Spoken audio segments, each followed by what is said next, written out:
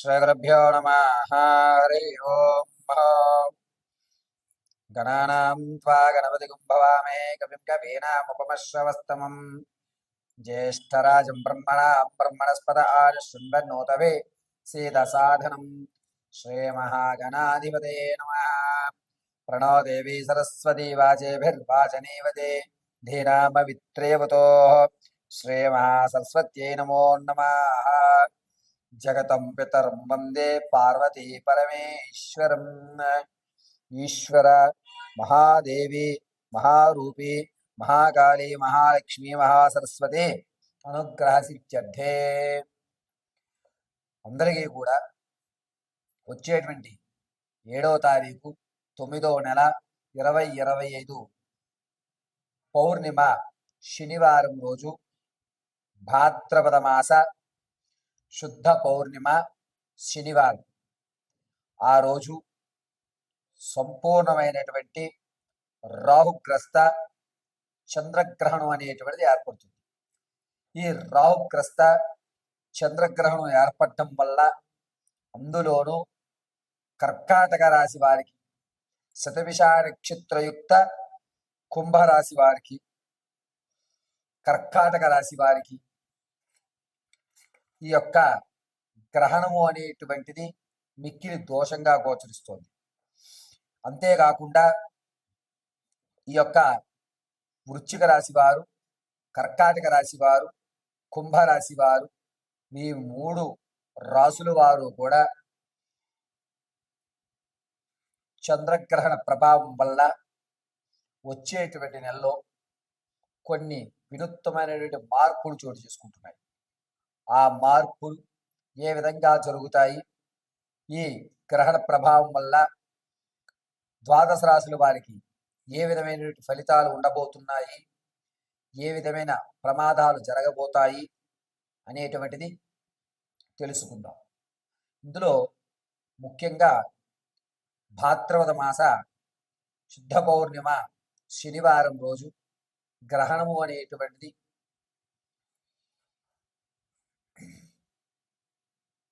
6:08 చంద్రోదయం ప్రారంభమైతే చంద్రుడు అస్తమించేటువంటిది తెల్లవారుజామున 6:27. అయితే గ్రహణ సమయం 5:19 నుంచి గ్రహణ సమయం అనేటువంటిది ప్రారంభమైపోతుంది. గ్రహణము 9:36 నుంచి ప్రారంభం చేసుకుని, జాగ్రత్తగా వినండి, 9:36 నుంచి ప్రారంభం చేసుకుని ఆ యొక్క గ్రహణ మోక్షము అనేటువంటిది, అంటే విడిపోవడం అనేటువంటిది 1:25 గావిస్తుంది. ఈ యొక్క సమయంలో చంద్రగ్రహణం సంభవించడం వల్ల అనేకమైనటువంటి మార్పులు ప్లానెట్లో జరిగి మీ జీవితంలో కొన్ని రాశుల వారికి అద్భుతాలు, మరికొన్ని రాశుల వారికి అనర్థాలు, కొంతమందికి అవకాశాలు అందిపుచ్చుకోవడానికి కావలసినటువంటి సమారాలు, మరికొంతమందికి అనుష్ఠాన పరులకి దేవత యొక్క అనుగ్రహం, పరిపూర్ణమైనటువంటి దేవతానుగ్రహము కలిగేటువంటి గోచరములు జరుగుతున్నాయి. గ్రహణం సమయంలో సాయం వేళ 5 గంటల్లోగా భోజనం ఆచరించేయాలి. ఈ గ్రహణం శనివారం రోజు శుద్ధ పౌర్ణమిలో ఏర్పడుతోంది కావున గర్భిణీ స్త్రీలు ఏ విధమైన జాగ్రత్తలు తీసుకోవాలి, అందులోనూ ముఖ్యంగా కుంభ, కర్కాటక, మీన, వృశ్చిక ఈ 4 రాశుల వారు ఈ గ్రహణ ప్రభావం వల్ల ఏ విధమైన ఇబ్బందులు పడతారు అనేటువంటి విషయం, దాంతో పాటుగా ఆర్థికంగా స్థిరపడడానికి ఈ గ్రహణం మనకి ఏ విధంగా సహాయపడుతుందా అనేటువంటి విషయాలు పరమశివుడి యొక్క అనుగ్రహంతో యథాశక్తానుసారము కూడా ఈ గ్రహణంలో మీరు చేయవలసిన పనులు, చేయకూడని పనులు, ఏ పని చేస్తే కలిసి వస్తుంది, ఏ పని చేస్తే మీరు ఇబ్బందులు పడుతున్నారు అనేటువంటి విషయాన్ని మీకు కూలంకషంగా తెలియజేయడం జరుగుతుంది. మేషం ప్రారంభం చేసుకుని మీనరాశి వరకు కూడా జరిగేటువంటి అన్ని విషయాలని కూడా మీకు క్లుప్తంగా ఈ యొక్క వీడియో ద్వారా మీకు తెలియజేయడం జరుగుతుంది. పరమేశ్వరార్పణమస్తు. తదుపరి వృషభ రాశి. వృషభ రాశి వారికి వచ్చేటువంటి భాద్రపద మాస శుద్ధ పౌర్ణిమ శనివారం సంభవించేటువంటి రాహుగ్రస్త సంపూర్ణమైనటువంటి చంద్రగ్రహణం అనేటువంటిది కాస్త కోర్టు వ్యవహారాల్లో కానీ లేదా ఇంతకుముందు మీకు ధనం రావాల్సి ఇబ్బంది పడుతున్న వ్యవస్థను కానీ పరిపూర్తి చేసి, అంటే తాత ముత్తాతల నుంచి కోర్టులో ఇబ్బందులు కలుగుతున్నటువంటి స్థలం మీ మీదకు రావడానికి, మీ పేరు మీద ఆ పూర్తి అధికారాలు పొందడానికి ఈ గ్రహణ సమయం అనేటువంటిది చాలా ఉపయోగపడుతుంది. ఈ గ్రహణ సమయంలో మీకు ఇష్టమైనటువంటి దేవతార్చన కానీ లేదా మీకు ఉన్నటువంటి గురువుల దగ్గర నుంచి తీసుకున్న మంత్ర ఉచ్చారణ అనేటువంటిది అనుష్ఠానం చేయగలిగితే ఖచ్చితంగా కోర్టు ఆర్థికంగా రెండిట్లోనూ కూడా స్థిరత్వమైనటువంటి వ్యవస్థ కలుగుతుంది. దీనివల్ల సంఘంలో గౌరవం అనేటువంటిది వృషభరాశి వారికి సంభవిస్తూ ఉంటుంది. అంతేకాకుండా మీరు ఎక్కడైతే మీ విలువ కోల్పోయారో అక్కడే మీరు విలువ పెరగడం అనేటువంటిది చాలా అద్భుతమైనటువంటి ఫలితాలు ఏర్పడుతుంటాయి. ఈ గ్రహణం వృషభ రాశి వారికి కాస్త అవకాశం కలిగిస్తుందని చెప్పాలి.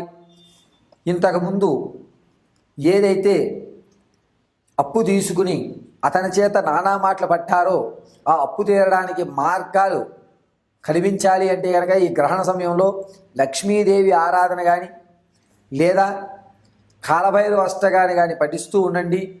దీనివల్ల మీరు ఎక్కడి నుంచి అయితే మీరు అప్పు తీసుకుని మాట పడ్డారో ఆ అప్పు తీర్చి గౌరవం అనేటువంటి తిరిగి తెచ్చుకునే అవకాశం లభిస్తోంది. ఆరోగ్యపరంగా ఈ లంగ్స్కి సంబంధించి ఎవరైతే ఇబ్బందులు పడుతున్నారో వారు గ్రహణ సమయంలో మృత్యుంజయ మహామంత్రాన్ని పఠించండి. ఖచ్చితంగా మీ యొక్క వ్యాధి అనేటువంటిది 72% తగ్గేటువంటి అవకాశాలు కనబడుతూ ఉన్నాయి.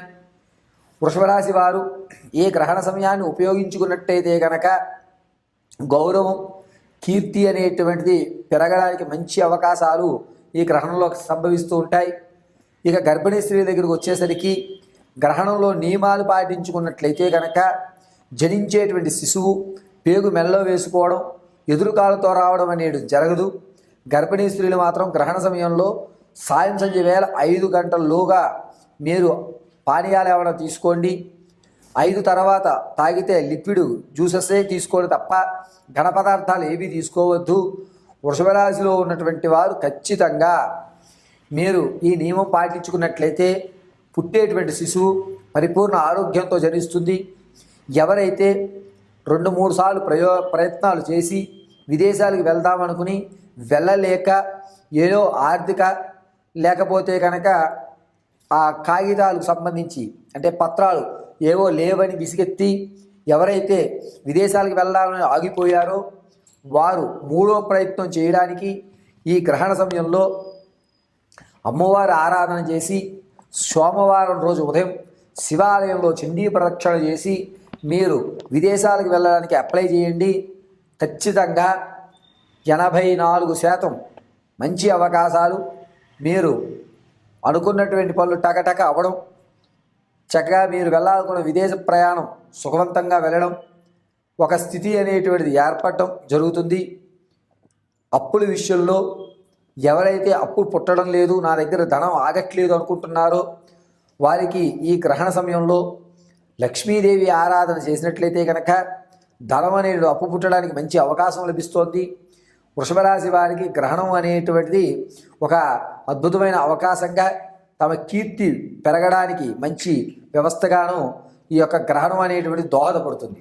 కాబట్టి గ్రహణ సమయాన్ని వినియోగించుకుని వృషభ రాశి వారు ఉన్నతమైనటువంటి స్థితిగతులు పొందగలరని తెలియజేయడం జరుగుతుంది.